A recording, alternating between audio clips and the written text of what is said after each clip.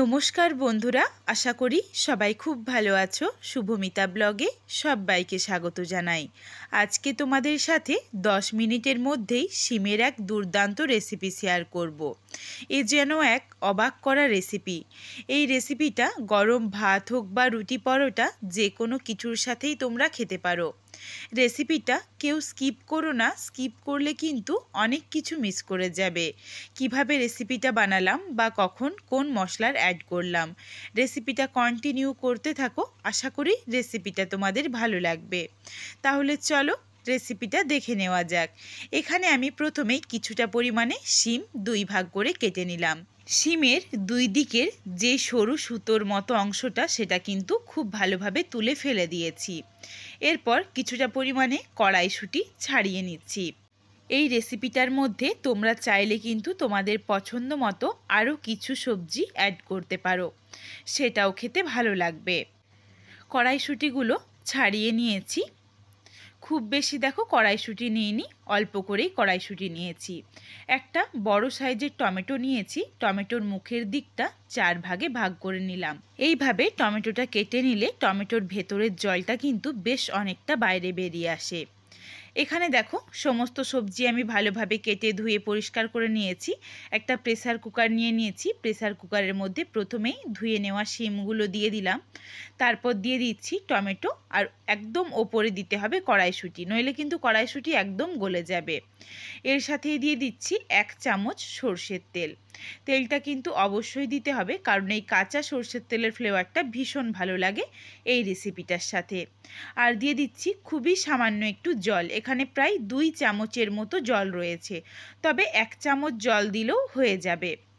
দিয়ে দিচ্ছি স্বাদ অনুযায়ী লবণ। এরপর প্রেসার কুকারের ঢাকনাটা আটকে গ্যাসের ফ্লেমটা লো টু মিডিয়ামে রেখে একটা হুইসেল দিয়ে নেব।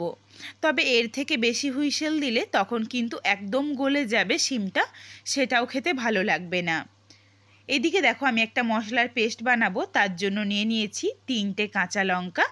ঝাল তোমরা যেমন খেতে পছন্দ করো সেই অনুযায়ী দিও।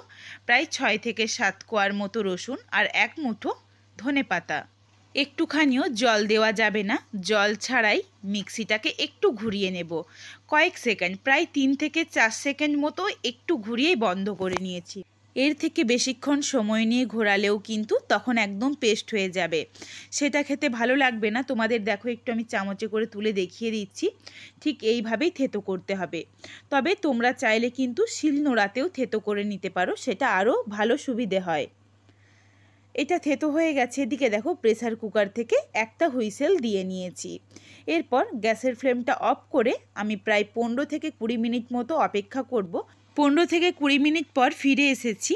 এরপর তোমাদের একটু আমি সেদ্ধটা দেখিয়ে দিই যে ঠিক কীভাবে সেদ্ধ হয়েছে। সুন্দরভাবে দেখো সমস্ত সবজিটা সেদ্ধ হয়ে গেছে, আর তলাতে কিন্তু অল্প অল্প জল রয়েছে। এখানে আমি প্রায় 2 চামচের মতো জলের ব্যবহার করেছি, সেটাই যেন আরও অনেকটা বেশি জল বেরিয়ে গেছে। এই জলটা কিন্তু ফেলে দেব না, জল সমেত একসাথে সবজিটাকে একটা প্লেটে ঢেলে নিয়েছি। সবজিটা একটু ঠান্ডা হয়ে যাওয়া অবধি অপেক্ষা করেছি। খুব ভালোভাবে দেখো ঠান্ডা হয়ে গেছে। এরপর একটা বাটিতে প্রথমেই কড়াইশুঁটিগুলো বেছে রেখে দিচ্ছি। তোমরা চাইলে কড়াইশুঁটিগুলোকেও এর সাথে মেখে নিতে পারো, কিন্তু তখন কড়াইশুঁটিগুলো একদমই মুখে পড়বে না, গলে যাবে। এইভাবে বেছে রেখে দিলে তাহলে কিন্তু কড়াইশুঁটিগুলো মুখে পড়বে। টমেটোর ওপরের পাতলা খোসাটা ছাড়িয়ে ফেলে দিয়েছি। আর শিমগুলো দেখো হাতে করে চাপ দিলেই সুতোর মতো বেশ কিছুটা অংশ হাতে উঠে আসছে।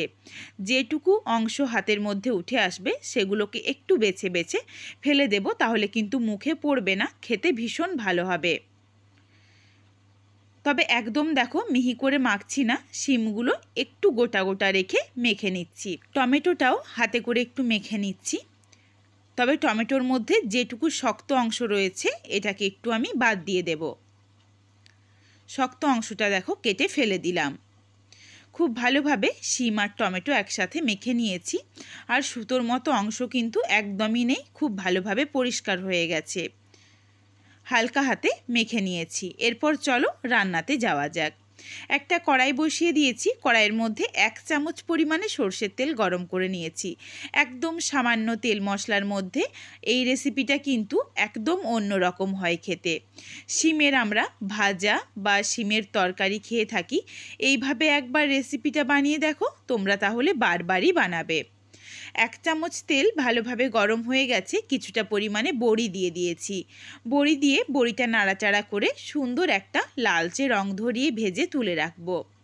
বড়িটার মধ্যে সুন্দর একটা লালচে রং চলে এসেছে, এরপর বড়িটা তুলে রেখে দিলাম। কড়াইয়ের মধ্যে যেটুকু তেল রয়েছে এই তেলের মধ্যেই বাকি রান্নাটা করে নেব। তেলের মধ্যে ফোড়নে দিচ্ছি সামান্য একটু কালো জিরে আর একটা শুকনো লঙ্কা। কালো জিরে আর শুকনো লঙ্কাটা নাড়াচাড়া করে কয়েক সেকেন্ড একটু ভেজে নেব। সুন্দর একটা স্মেল এসেছে কালো জিরে আর শুকনো লঙ্কা থেকে। এরপর দিয়ে দিচ্ছি থেতো করে রাখা বা আধবাটা করে রাখা মশলাটা দিয়ে নাড়াচাড়া করে নিচ্ছি কয়েক সেকেন্ড, যতক্ষণ না একটু হালকা একটা কালার চলে আসছে মশলাটার মধ্যে। একদম দেখো হালকা একটা কালার এসেছে, শুধুমাত্র মশলার গায়ের জলটুকু শুকিয়েছে আর খুবই সামান্য একটু কালার এসেছে। এরপর এর সাথে দিয়ে দিচ্ছি মাঝারি সাইজের একটা পেঁয়াজ কুচি। পেঁয়াজের সাথে দিয়ে দিলাম স্বাদ অনুযায়ী লবণ দিয়ে নাড়াচাড়া করে মিশিয়ে নিচ্ছি। আর গ্যাসের ফ্লেম কিন্তু একদম লোতে রয়েছে।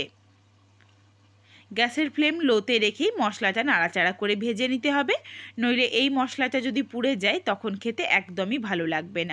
পেঁয়াজগুলো হালকা একটু ভাজা হয়ে গেছে, তারপর দিয়ে দিলাম সামান্য একটু হলুদের গুঁড়ো। এরপর নাড়াচাড়া করে হালকা করে একটু মশলাটা ভেজে নেব। ঠিক এইভাবে দেখো একদম হালকা করে একটু মশলাটা ভেজে নিয়েছি। এরপর এর সাথে দিয়ে দিচ্ছি সেদ্ধ করে মেখে রাখা শিম আর টমেটো দিয়ে দেওয়ার পর গ্যাসের ফ্লেম মিডিয়ামে করে দেব। মিডিয়ামে রেখে নাড়াচাড়া করে যেটুকু জল রয়েছে এই জলটা শুকিয়ে নেব ভালোভাবে। অনবরত নাড়াচাড়া করে জলটাকে কিন্তু খুব ভালোভাবে শুকিয়ে নিতে হবে। এই রেসিপিটার মধ্যে শিমের গায়ে যদি জল থেকে যায় তখন খেতে ভালো লাগবে না। প্রায় 1 থেকে 2 মিনিট মতো একটু নাড়াচাড়া করে নিয়েছি, জলটা দেখো বেশ অনেকটা কমে গেছে। এরপর এখানে দিয়ে দিচ্ছি সেদ্ধ করে রাখা কড়াইশুঁটিটা একটু পরে দিলাম, তাহলে কিন্তু এইরকম গোটা গোটাই থাকবে, কড়াইশুঁটিগুলো একদম গলে যাবে না। দিয়ে দিচ্ছি 1 চিমটি চিনিটা কিন্তু তোমরা তোমাদের স্বাদ অনুযায়ী দিও, তোমরা দিতেও পারো নাও পারো, তার কারণ শিম এমনিতেই একটু মিষ্টি সবজি, বেশি কিন্তু চিনির দরকার হয় না। তবে আমি টেস্টটা ব্যালেন্স করার জন্য 1 চিমটি চিনি দিলাম, তার কারণ এখানে টমেটো রয়েছে, একটু চিনি দিলে টেস্টটা সুন্দরভাবে ব্যালেন্স হয়ে যাবে। একদম দেখো পুরো জলটাই শুকিয়ে গেছে, শুকনো শুকনো হয়ে গেছে রান্নাটা। এরপর সববার শেষে দিয়ে দিলাম ভেজে রাখা বড়ি দিয়ে নাড়াচাড়া করে মিশিয়ে নিচ্ছি। এরপর রেসিপিটা রেডি হয়ে গেছে, নাবিয়ে নেব। তোমরা চাইলে কিন্তু আবারও 1 মুঠো ধনেপাতা কুচিও দিতে পারো, সেটাও খেতে ভালো লাগবে। রেসিপিটা নাবিয়ে নিয়েছি, দেখো মটরশুঁটিগুলো গোটা রয়েছে, দেখতে দুর্দান্ত হয়েছে, খেতেও ভীষণই ভালো লাগে। ভাত বা রুটি পরোটা যে কোনো কিছুর সাথেই তোমরা খেতে পারো। বাড়িতে অবশ্যই একবার শিমের এই রেসিপিটা বানিয়ে আমায় কমেন্ট করে জানিও রেসিপিটা তোমাদের কেমন লাগলো। রেসিপিটা যদি ভালো লাগে তাহলে লাইক করো, শেয়ার করে বন্ধুদের দেখা সুযোগ করে দিও।